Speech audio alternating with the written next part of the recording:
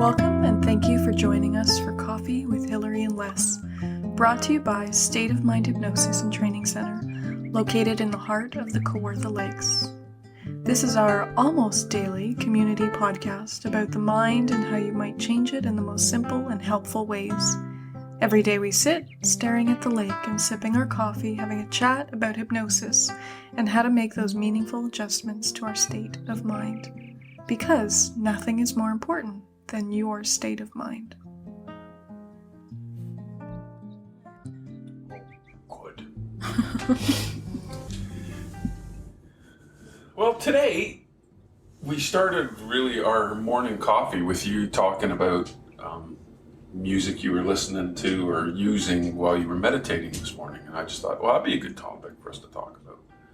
Music and its impact on the mind.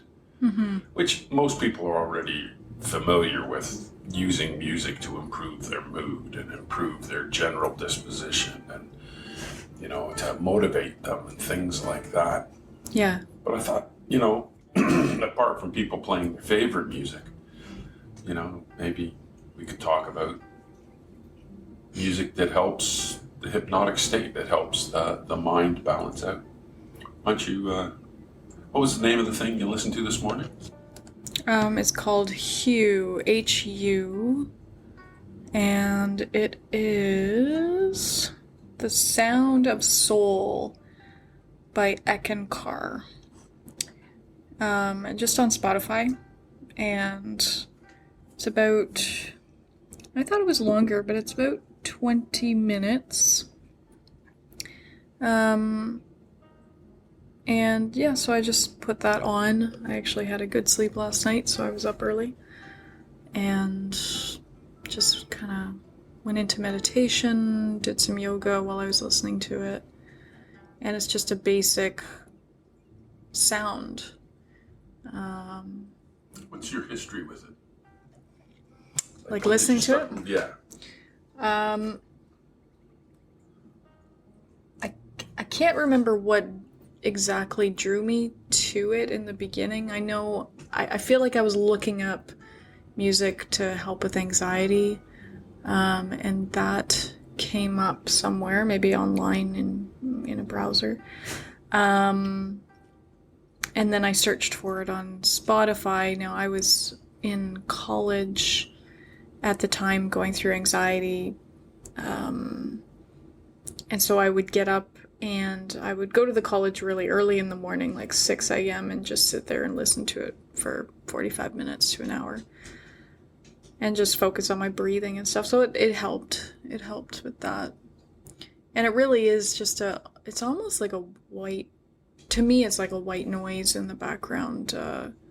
But with, chanting, but constant chanting. So there's no break. Yeah, so there's no break in the sound, and it just keeps going, and it's a nice, kind of like angelic chanting, which I really like. So that helps me. Are there variations of that music that you listen to, or is there just really one that you always turn to? There's just the one that I turn to. I haven't looked for other. I've thought about looking for others, but this one seems to be the one that my mind likes. Yeah, the repetition helps too, right? When you bring in new music, you listen to the music instead of paying attention to what you're doing. And the whole goal of the music is to provide a background noise that leads you there. There's stuff called hypnotic music, and you'll find it all over the place. And there's all different versions of it. The world is filled with some fantastic musicians who are just out there creating. And sometimes what they create is just perfect, just to be in the background of your life or in the background of your meditation.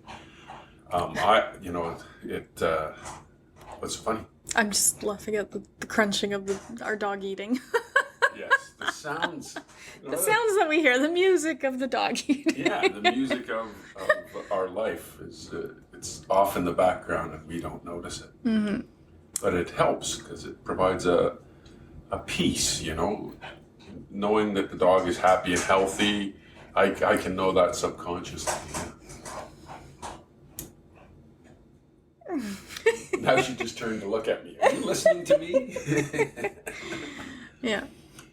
Anyway, repetition, using the same music over and over is helpful. In hypnosis, we also have people produce music with binaural beats. binaural, binaural. I hope I spelled that right. Binaural beats, which are really, really fast to the ear, but in fact are very, very slow to the mind. The mind hears them and tries to synchronize with them. And so they're at that alpha frequency. The beta state that most of us are in our conscious mind, where we're living most of our day, it's fast, it's short wavelengths, and it's erratic. Because the world comes at us in a million different ways, and we have to adjust.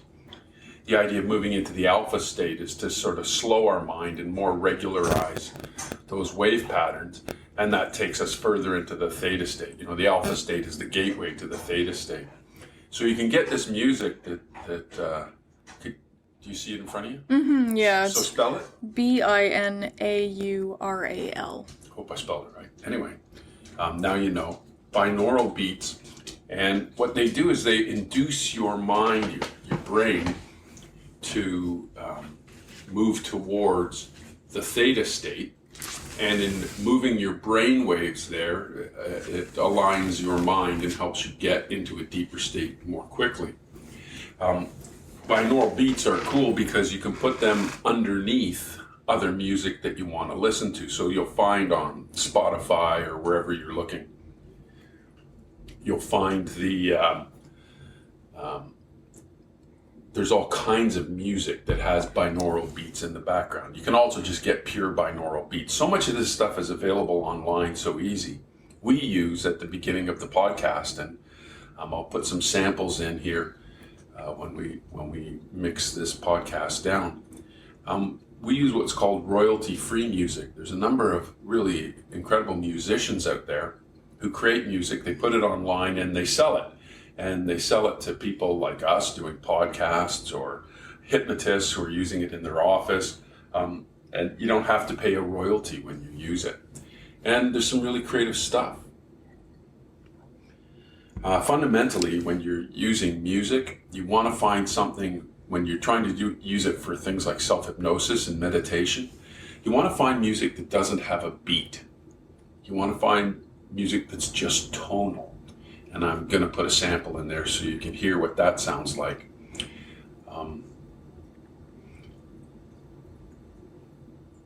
Hillary, why do you like music?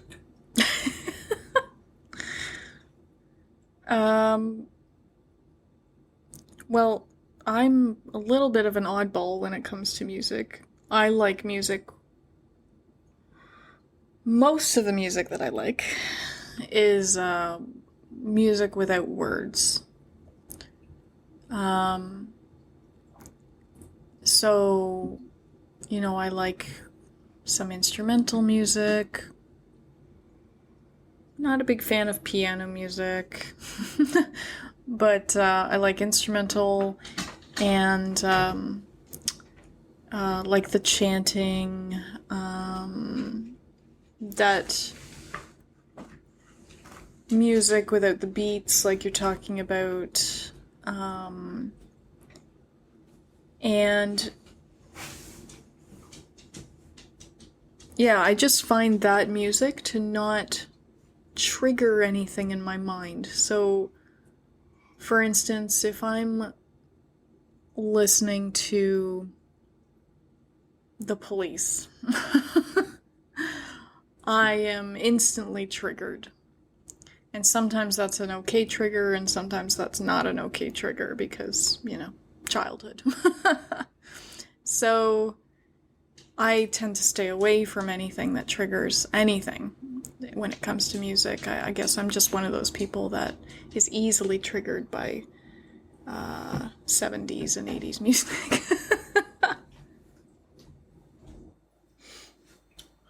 Yeah, music is an incredible memory stimulator. It's positive and negative. People will use music that way. They go back to their longtime favorite song when they feel a sense of yearning or imbalance or confusion. They'll dive into music that way. Yeah, for me, music is this thing that communicates ideas, communicates in ways that words can't. It communicates things that words can't. It emotionally binds us, right? It draws us in, or it repels us, right? It's not a passive thing. When music comes on, you either are drawn to it or you are, repulsed by it. And people have their own tastes. There's no right or wrong. But when I think about the spectrum of, how do I go from being in a alert and anxious state where my attention is on everything around me that I have concern might, in some way or another, attack me, hurt me, cause me harm, that kind of emotion, that idea of fear, it's incredibly valuable in a world where there are lots of things that could do you harm. But having your fear state turned on all the time is bad for your body. It's bad for your mind. It becomes a habit that you can't get away from.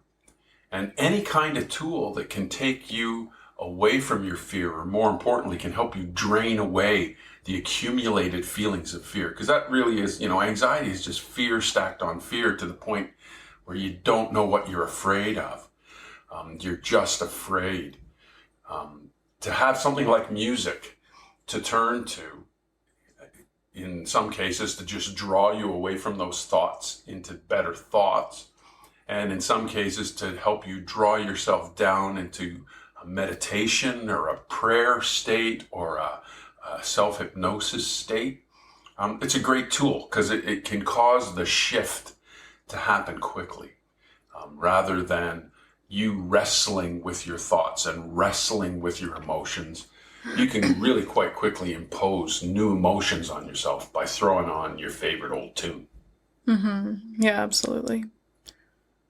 And for me, that's chanting. Yeah, there's some cool stuff out there. Gregorian chant, if you got your Spotify in hand, maybe this is how you got to us. Check out Gregorian chanting. Check out Buddhist, Tibetan Buddhist chanting. It's really like deep-throated kind of sounds. And again, it's meant to sort of align vibration with your body. Mm-hmm. There's the tones that are out there. People say that that the world vibrates at kind of an A flat or something like that. These kinds of tones, music, the music of the spheres, music has this ability to affect our vibration. And if everything is made up of particles that are vibrating, that means you and me too. We can affect the vibration of those particles using tones.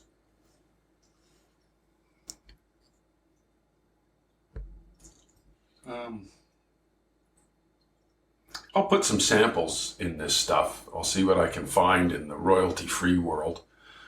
But yeah, if you typed in royalty-free music in your Google, you'd find all kinds of music that is quite unique, quite new, and you can pick the thing that is perfect for you.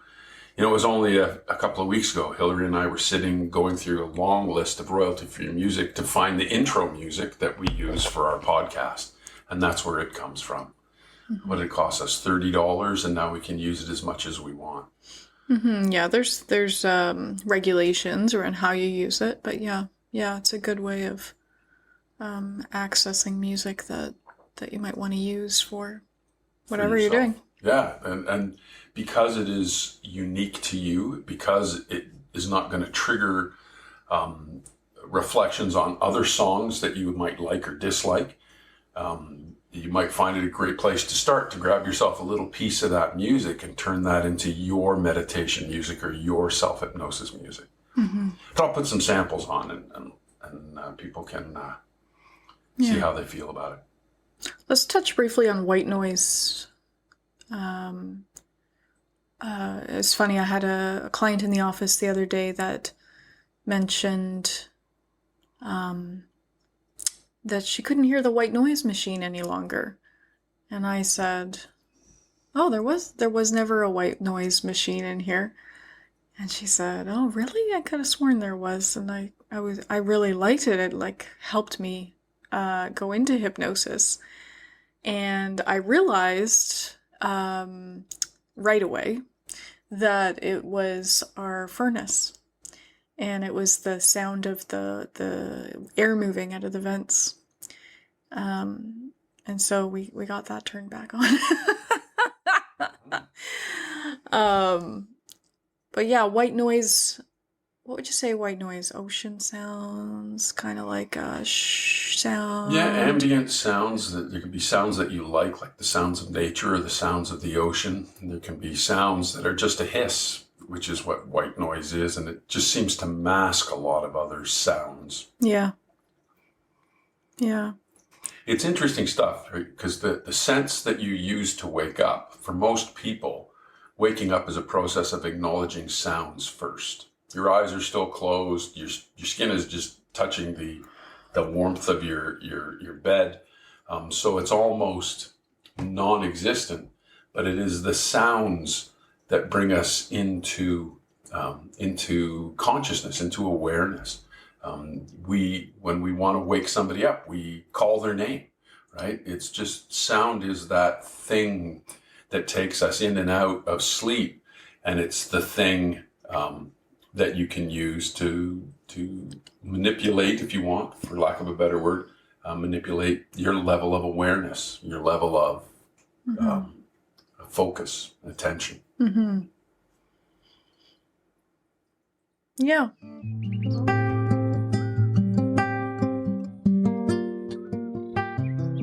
Hey folks, I'm just adding this after the podcasts to give you some examples of the music we were talking about and give you some sources.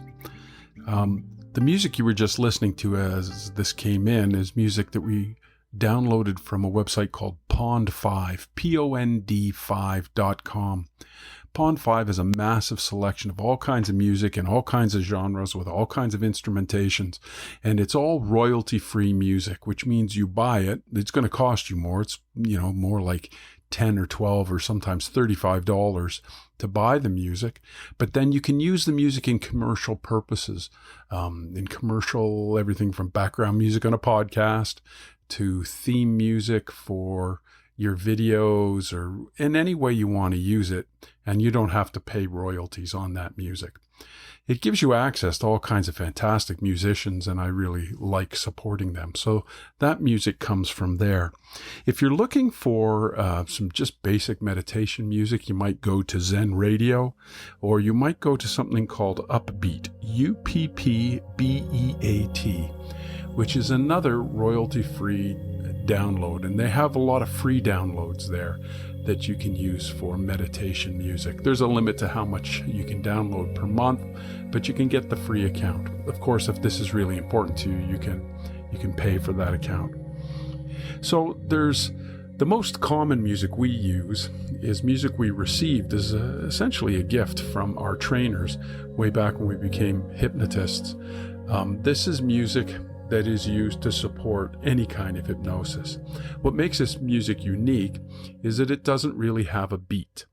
Although there's a sense of cadence, it's really built on intervals where you just move up fifths and thirds and back down again. Sometimes you move into a minor third or something like that. But it's really tonal, and it doesn't have a tempo per se.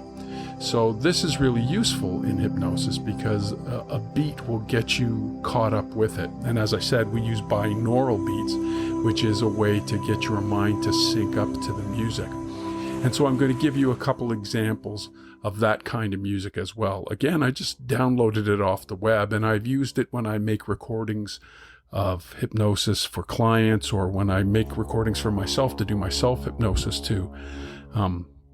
These are just a limitless number of sources out there that you can find.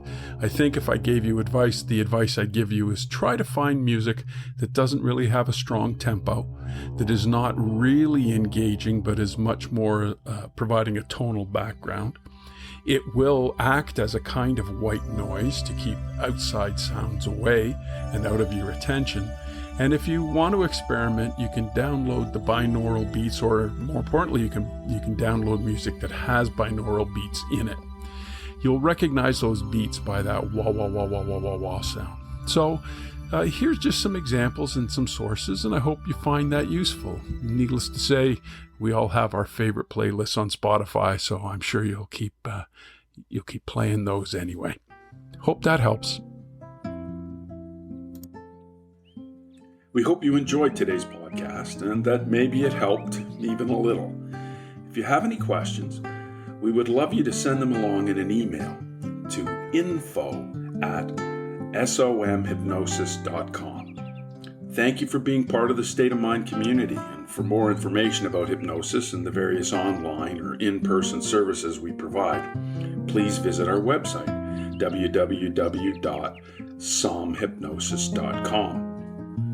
While you are there, why don't you book a free 1-hour journey meeting with Hillary or Les to learn more about what hypnosis is and how you might use it to make your life what you want it to be. Bye for now. Talk to you tomorrow.